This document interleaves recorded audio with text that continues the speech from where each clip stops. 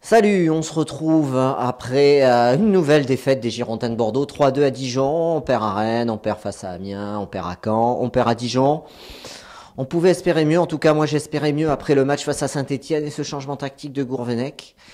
Et bien finalement, après on va dire 60 bonnes premières minutes, où on est à 2-2, on fait jeu égal avec Dijon, on mène 2 fois au score, 1-0, on se fait égaliser. Et on remarque derrière, on se refait égaliser, on perd le match, mais finalement on retombe dans nos errements. Bordeaux, j'avais dit qu'il fallait au moins, de toute façon avec 3 points entre Saint-Etienne et Dijon, il était sûr qu'on continuerait avec Gourvenec, c'était une semaine décisive. Il nous fallait minimum 3 points, je pense, hein, pour que la direction continue avec lui. On aurait perdu 2 fois, je pense que c'était fini pour lui. Là, on gagne face à Saint-Etienne, on espère, pour se relancer, aller gagner à Dijon. Et bien finalement, Dijon, c'est pas Saint-Etienne, c'est une équipe qui est mieux organisée, qui a beaucoup plus d'envie, et on a vu qu'on a eu énormément de difficultés derrière à contenir les assauts et les attaques des Dijonnais. Donc voilà, on perd, on peut se retrouver 13e, je crois, au terme de cette journée. Ça va être très compliqué de remonter au classement. Voilà, donc on sombre à nouveau. Franchement, je suis dégoûté. Donc on va regarder les tops et les flops. Je suis dégoûté, même si c'était prévisible, mais j'avais espoir quand même. J'étais parti sur une note positive avant ce match. Et non, on va voir que le coaching et le banc bordelais n'a rien apporté sur ce match. Alors, la compo départ. Alors, de départ. Perso, je trouve que c'est une compo logique de Gourvenec. Ce sont les mêmes qui ont gagné face à Saint-Etienne. Donc on a Costil, Gaillic latéral droit, Toulalan Jovanovic en centrale, Savali à latéral gauche. Et oui, à latéral droit qui joue à gauche. Otavio, les rageurs, les deux de devant. Et ensuite, on en a 3 devant. Donc, Cafou à gauche, Vada et Malcolm. Et une pointe, Alexandre Mendy. Rien à dire, compo logique. Ils ont gagné dans un moment où il y avait énormément de tension. Ils se sont imposés, c'est normal que ce soit eux qui évoluent. Et on fait plutôt un bon début de match, je trouve, même s'il y a beaucoup de déchets. Voilà, bon, je vais attaquer tout de suite les tops et les flops, ça sera plus simple. Costil. Alors, c'est vrai que dès qu'il y a une action ou une frappe à l'intérieur de la surface, il est très rare que Benoît Costil arrête le ballon. Sur sa ligne, dans ses 18 mètres, mais il n'est pas décisif. Hein. Ah, c'est sûr que sur les frappes de loin, il a le temps de plonger. Il a de bons réflexes par contre. Alors c'est vrai que le dernier but c'est compliqué, mais les autres, il arrive jamais à s'interposer. Et je trouve que c'est dans des matchs comme ça où tu as besoin que ton gardien t'en sorte une pour te permettre soit d'arracher un point, soit d'aller chercher les 3, mais au moins de pas perdre. Et je trouve qu'il est assez peu décisif depuis le début de la saison. Il y a l'équipe qui fait un classement des gardiens. Il a jamais été bien classé au classement des gardiens, Benoît Costil. J'ai envie de dire, dire qu'on avait le meilleur gardien de Ligue 1 l'année dernière.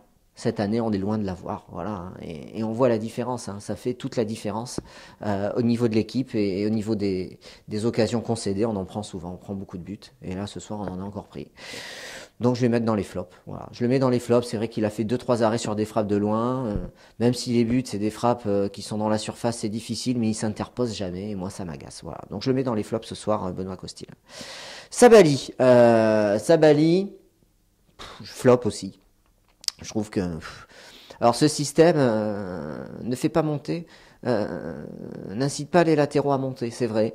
Mais bon, il pourrait quand même apporter un peu plus. Moi, je suis très déçu de son match, je le mets dans les flops. Toulalan en défense centrale, il a fait beaucoup d'erreurs, des fautes dangereuses. Même s'il a sauvé quelques ballons, je le mets dans les flops parce que derrière, on concède trop d'occasions, on se fait toujours prendre de vitesse, on est pris dans le dos et ça m'agace. Et j'ai dit vivement qu'on recrute un défenseur central pour venir aider nos centraux parce que je trouve que c'est catastrophique. Donc flop Toulalan. Jovanovic, c'est un flop aussi. Alors lui, il est toujours mal placé. Il va pour intervenir, mais il est toujours à contretemps, donc il est toujours en retard. Sur le deuxième but où Gaillic se fait enrhumer là, sur son côté droit, ben lui, il est même pas là pour le couvrir. On sait pas où il est. Il y a un centre. Il sait pas où se placer. Il recule, il avance. Bref, il est jamais dans le bon tempo. Et je trouve qu'il est très mauvais. Et ce soir encore, il le confirme. C'est un flop pour Jovanovic. Gaïc, déposé par Saïd sur le deuxième but, il n'y a rien à dire. Offensivement, quand il monte, on l'oublie. Voilà, bon, c'est un mauvais Gaïc ce soir. C'est un flop lui aussi. Ça fait beaucoup de flops. Je crois que j'ai mis que des flops. Je suis un peu énervé en fait. Mais bon, ça m'agace. Franchement, derrière, on n'a pas été bon. Vraiment pas bon du tout. Otavio, début difficile. Souvent pris dans le dos lui aussi. Et comme il était pris dans le dos et que la défense, et entre lui et la défense, il y avait de l'espace, et les attaquants dijonnais s'en donnaient à cœur joie. Hein. Quand tu as 5 mètres entre le 6 et le défenseur central, c'est plus facile pour les autres attaquants de se créer des espaces.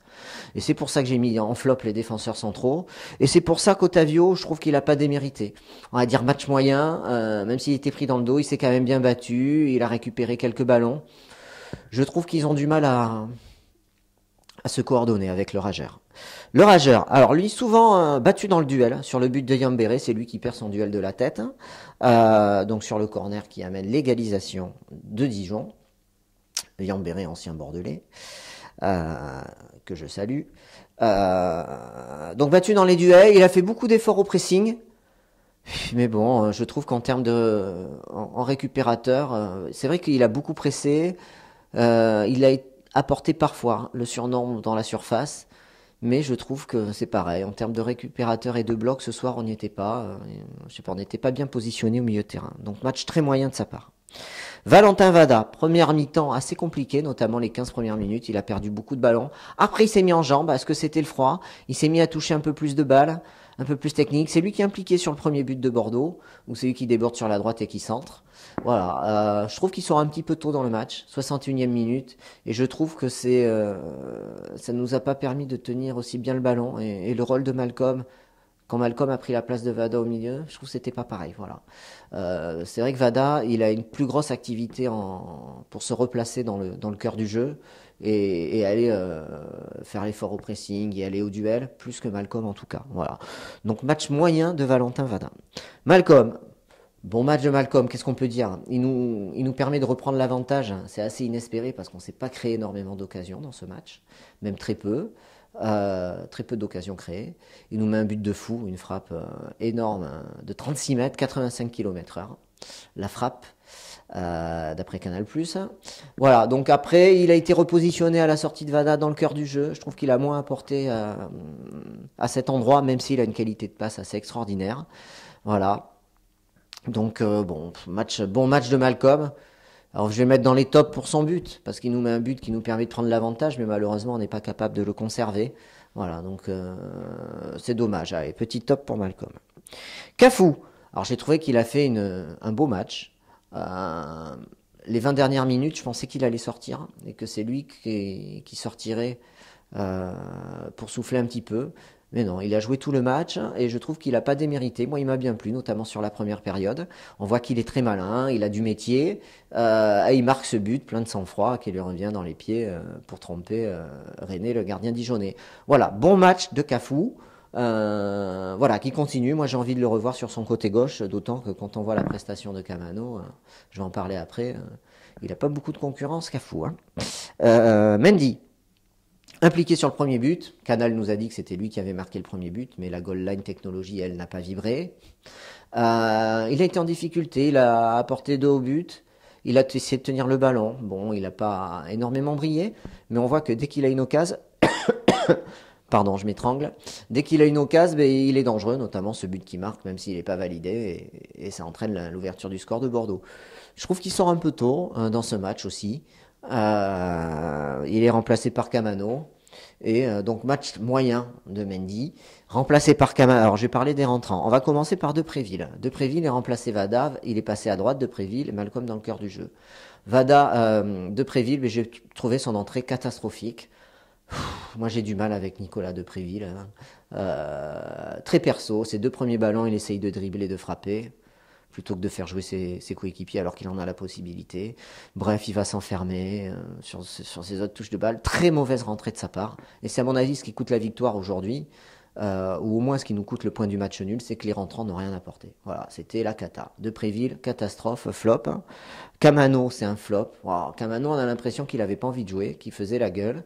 Dans ce cas-là, qu'il reste sur le banc de touche, hein, qu'il rentre pas, qu'il dise que le coach le fasse pas rentrer la prochaine fois. Je pense que ça sera mieux. Hein. Voilà, donc flop, flop, flop.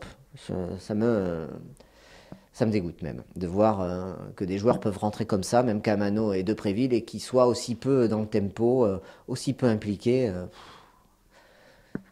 C'est triste parce que ça ne laisse pas augurer de meilleurs résultats pour Bordeaux. Hein. Ça va être très compliqué. Otavio remplacé par Plasil. Alors là, ça c'est du changement. T'es mené 3-2 et tu remplaces Otavio par Plasil. Voilà, bon.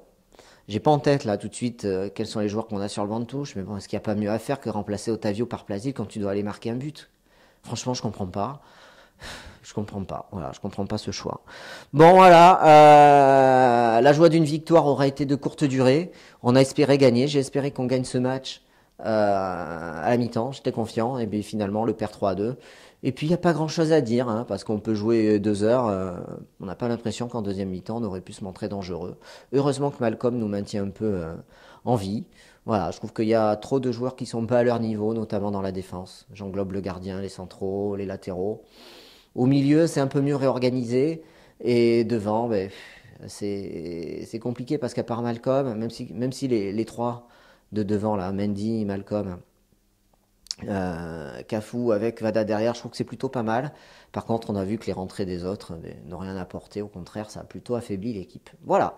Allez, salut, à bientôt. Donnez aussi vos avis sur ces tops et flops, donc vos avis sur les Girondins, hein, sur ce qui vous a plu et ce qui vous a moins plu. Rendez-vous lundi soir, le talk. Petite annonce dans le talk, donc 21h, 22h30, 21h, pardon, 22h, voilà, sur webgirondin.com. Allez, ciao.